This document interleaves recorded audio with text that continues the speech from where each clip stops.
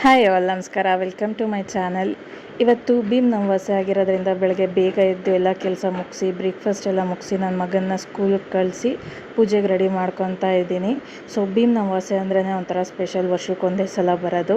And even ಆಷಾಢ ಶುರುವಾದಾಗ ಯಾವಾಗ ಮುಗಿಯುತ್ತೆ ಅಂತ ಕಾಯೋದಕ್ಕೂ ರೀಸನ್ ಇದೊಂದೇ, ಬಿಕಾಸ್ ಆಷಾಢದ ಕೊನೆ ಅಮಾವಾಸ್ಯೆ ದಿನ ಭೀಮ್ ನವವಾಸೆ ಇರುತ್ತೆ, ಅದಕ್ಕೋಸ್ಕರ.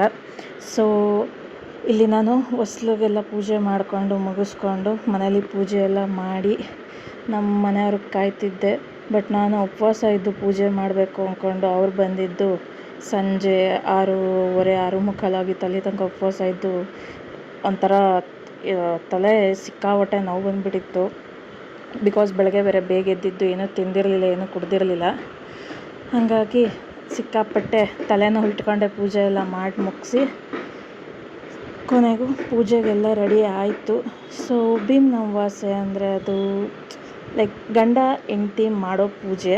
ಬಟ್ ಹೆಂಡ್ತಿರ್ಗೆ ಎಷ್ಟು ಖುಷಿ ಇರುತ್ತಲ್ಲ, ನನ್ನ ಗಂಡನ ಪಾದ ಪೂಜೆ ಮಾಡ್ತೀವಿ ಆ್ಯಂಡ್ ಅವರಿಂದ ಏನು ಸಿಗಲಿ ಏನು ಬಿಡಲಿ, ವರ್ಷಕ್ಕೆ ಅದೊಂದು ಅವ್ರಿಗೆ ಪೂಜೆ ಮಾಡೋದಕ್ಕೋಸ್ಕರ ಡೆಡಿಕೇಟ್ ಮಾಡ್ತೀವಿ. ಬಟ್ ನಮಗೆ ಅದು ಆ ಥರ ಪೂಜೆಗಳು ಮಾಡೋಕ್ಕೆ ಡೆಡಿಕೇಟ್ ಮಾಡೋಕ್ಕೆ ಇಲ್ಲ, ದಟ್ಸ್ ಓಕೆ. ನಮ್ಮ ಖುಷಿಗೆ ನಾವು ಅದನ್ನು ಮಾಡ್ತೀವಿ.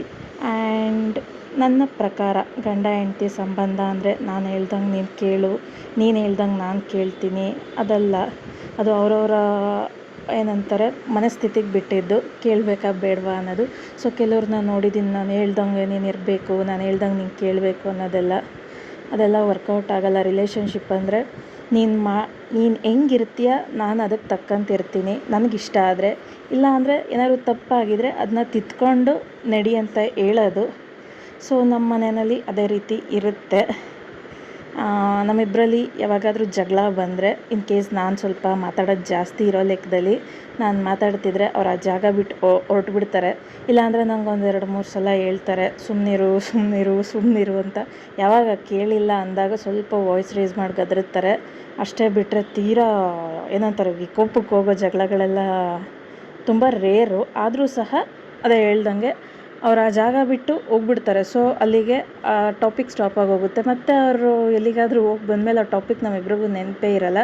ಆ್ಯಸ್ ಸೂನ್ ಆ್ಯಸ್ ಅದು ಅಲ್ಲೇ ಕಟ್ಟಾಗ್ಬಿಡುತ್ತೆ. ಮತ್ತು ಒಬ್ರಿಗೊಬ್ರು ಮುಖ ನೋಡಿದಾಗ we will be in a normal stage. Okay ಬಂದ್ರಾ, ಬನ್ನಿ, ಅವರು ಅಷ್ಟೇ, ಎಲ್ಲ ಆಯಿತಾ, ಊಟ ಮಾಡ್ದೆ, ಇಟ್ಸ್ ಕಾಮನ್. ಸೊ ಈ ಥರ ಇರುತ್ತೆ ನಮ್ಮ ವಿಷಯದಲ್ಲಿ. ಆ್ಯಂಡ್ ಈವನ್ ಈ ಜನ್ರೇಷನ್ ಹೆಂಗಾಗಿದೆ ಅಂದರೆ, ಮದುವೆ ಆಗಿ ಜೊತೇಲಿ ಖುಷಿಯಾಗಿದ್ದಾಗ ಎಷ್ಟು ಸೆಲೆಬ್ರೇಟ್ ಮಾಡ್ತಾರೋ ಅದೇ ರೀತಿ ಡೈವೋರ್ಸ್ ಆಗಿದಾಗಲೂ ಅಷ್ಟೇ ಸೆಲೆಬ್ರೇಟ್ ಮಾಡೋ ಕೆಲವರಿದ್ದಾರೆ. ಸೊ ನೋಡ್ಬೋದು, ಲೈಕ್ ಸೋಷಿಯಲ್ ಮೀಡಿಯಾದಲ್ಲೆಲ್ಲ ನೋಡ್ತಿರ್ತೀವಿ, ಮದುವೆಗೆ ಎಷ್ಟು ಲಕ್ಷ ಕೋಟಿ ಖರ್ಚು ಮಾಡಿ ಮದುವೆ ಆಗ್ತಾರೋ ಅದೇ ರೀತಿ ಡೈವೋರ್ಸ್ ಬ್ರೇಕಪ್ ಅಂದ್ಬಿಟ್ಟು ಅದೇ ರೀತಿಯಾದಂಥ ಖರ್ಚುಗಳನ್ನ ಹಾಕ್ಕೊಂಡು ಅದನ್ನು ಸೆಲೆಬ್ರೇಟ್ ಮಾಡೋರಿದ್ದಾರೆ. ಸೊ ನನ್ನ ಪ್ರಕಾರ ಅಂಥವರೆಲ್ಲ ಮದುವೆ ಆಗೋಕ್ಕೆ ಹೋಗಬಾರ್ದು. ಇನ್ ಕೇಸ್ ಅವ್ರಿಗೆ ವರ್ಕೌಟ್ ಆಗಿಲ್ಲ ಅಂದರೆ ಲೈಕ್ ರಿಲೇಷನ್ಶಿಪ್ಪಲ್ಲಿ ಅಟ್ಲೀಸ್ಟ್ ಒಂದು ಸ್ವಲ್ಪ ಟೈಮ್ ಕೊಟ್ಟು ನೋಡಬೇಕು ಅನ್ನೋದು ನನ್ನ ಅಭಿಪ್ರಾಯ.